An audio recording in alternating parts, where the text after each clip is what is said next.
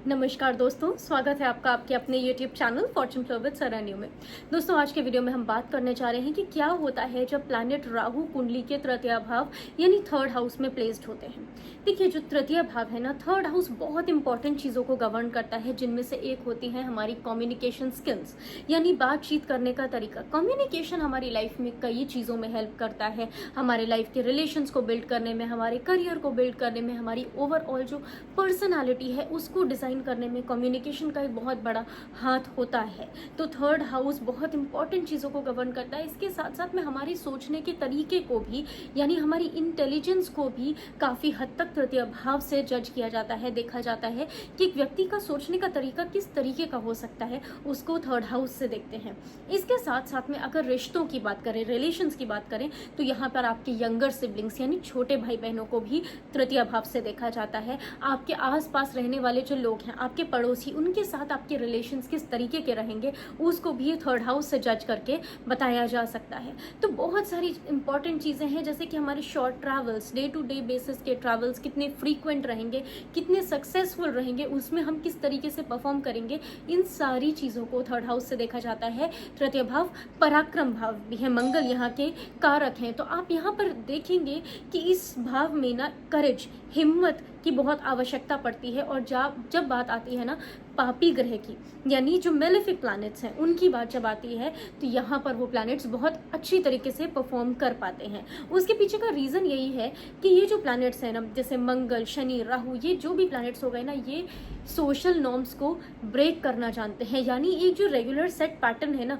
उस पे काम नहीं करते हैं। इनका काम है अपने पार्ट को इंक्रीज करना। राहु का तो स्पेशली ये काम रहता है कि वो एम्पलीफाई करते हैं। तो जब बात आती है कि यहाँ पर कम्युनिकेशन पे कैसा इम्पैक्ट देंगे राहु ग्रह, तो आप देखेंगे कि ऐसे लोगों की जब बातचीत करने का जो तरीका होता है ना, बहुत हद तक कन्विंसिंग तरीके से बात करते हैं। आपको कभी भी ये वन साइडेड तरीके से बात करते हुए नहीं दिखेंगे। यानी इनका जो बात करने का तरीका होगा वो बहुत ही मैनिपुलेशन से भरा हुआ होता है। यानी ये अपनी बात में कभी भी एग्रेसिवली किसी बात को नहीं रखेंगे। हाँ, अगर मंगल के साथ में यहाँ पे कंजंक्शन है तो एक फिर अलग बात हो गई, बट स्टिल आप इनके साथ इस चीज़ को देखेंगे कि इनकी जो बात करने का जो तरीका है वो कन्विंस कर देता है लोगों को, और या फिर अपनी जो बात है ना बड़े पोटेंशियल वे से, बहुत पावरफुल तरीके से प्रेजेंट करने की भी हिम्मत रखते हैं राहु थर्ड हाउस वाले। और इनका जो कम्युनिकेशन है उसको कोई इग्नोर नहीं कर सकता, क्योंकि राहु जहाँ होंगे ना, अट्रैक्शन पूरा का पूरा वहीं पर रहेगा।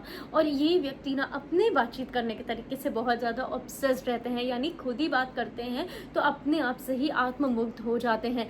तो ये तृतीय राहु वालों के अंदर एक खास क्वालिटी होती है।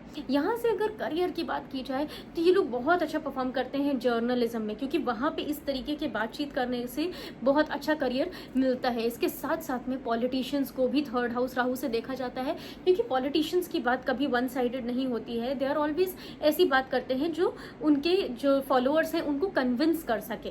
तो यहाँ पे थर्ड हाउस राहु बहुत अच्छा वर्क करते हैं। इसके साथ साथ में मार्केटिंग एंड सेल्स में बहुत अच्छा परफॉर्म करते हैं थर्ड हाउस राहु वाले, क्योंकि यहाँ पर ये ऑलमोस्ट कस्टमर को अपनी बातों से कन्विंस कर ले जाते हैं। तो ये जो है ना डील ब्रेकर्स, ये बहुत अच्छी डील को फाइनल करा सकते हैं। तो थर्ड हाउस राहु उस तरीके से बहुत एक अच्छी पोजीशन है। अब यहाँ पर अगर राहु मरकरी के साथ में प्लेस्ड हो गए तो यहाँ पर आप देखेंगे पर्सन का बड़ा विटी एटीट्यूड होगा, बहुत ही डिप्लोमेटिक अप्रोच होगी।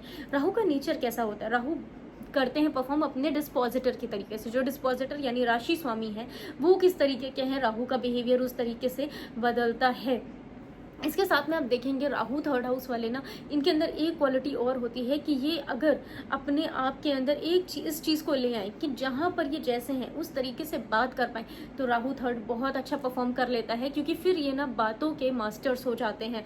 तो कम्युनिकेशन की बात करें तो राहु थर्ड बहुत अच्छी प्लेसमेंट है। बस इसमें नेगेटिव साइड क्या है, नेगेटिव साइड है कि राहु तृतीय वाला कभी कभी झूठ बोलना भी सीख जाता है, बहुत एक्सपर्टीज वाले तरीके से। यानी थर्ड हाउस राहु पर्सन का आप देखेंगे कि इनका झूठ पकड़ा नहीं जा सकेगा।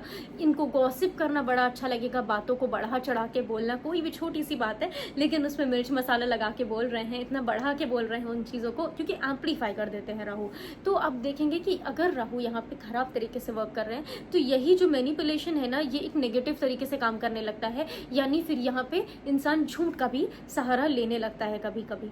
अब इसके अलावा बात करते हैं सिबलिंग्स के साथ में जो रिलेशंस हैं वो किस तरीके के होते हैं। देखिए सिबलिंग्स के साथ में ना इनका एक ऑब्सेशन क्रिएट रहेगा अपने भाई बहनों के साथ में। अब अगर यही राहु पॉजिटिव तरीके से है तो ये अपने ही भाई बहनों को ग्रो करने में हेल्प करेंगे, उनकी लाइफ को बेटर बनाने के लिए काफ़ी सारा काम करेंगे। लेकिन अब यहीं पर अगर राहु की सिचुएशन बिगड़ गई है तो फिर आप देखेंगे कि ये अपने ही भाई बहनों से कंपटीशन रखने लगेंगे, यानी उनके साथ में ही इनका कंपैरिजन चलता रहेगा और फिर ये एक ना लाइफ लॉन्ग प्रॉब्लम हो जाती है कि चीज़ें सेटल नहीं हो पाती हैं, क्योंकि राहु है ना वहाँ पे चीज़ों को सेटल होने नहीं देते हैं आसानी से। तो यहाँ पर अगर रिश्ते एक बार बिगड़ जाते हैं तो फिर वो लाइफ लॉन्ग उस तरीके से परेशानी दे सकते हैं। तो इस चीज़ का ख्याल रखना पड़ता है राहु तृतीय वालों को अपने सिबलिंग्स के साथ में। हाँ, और एक चीज़ का और ख्याल रखना है कि आपके आसपास रहने वाले लोग आपको, स्पेशली आपके जो नेबर्स हैं, वो आपको मैनिपुलेट करने की कोशिश कर सकते हैं। तो उस मैनिपुलेशन से बच के रहना बहुत ज़रूरी होता है आप राहु तृतीय वालों को। चलिए अब बात कर लेते हैं इंटेलिजेंस की। देखिए इंटेलिजेंस में राहु थर्ड बहुत अच्छा है, क्योंकि ये जो है ना यहाँ पर जो थॉट प्रोसेस है, जो सोच है, वो है बहुत आगे की, यानी इनोवेटिव थॉट प्रोसेस देते हैं। जब राहु बैठे होते हैं थर्ड हाउस में, इंटेलिजेंस में कोई कमी नहीं होती, सबसे पहली बात। और दूसरी इंपॉर्टेंट चीज़ ये है कि आप इनमें देखेंगे कि इनकी जो थिंकिंग है ना वो फ्यूचरिस्टिक है।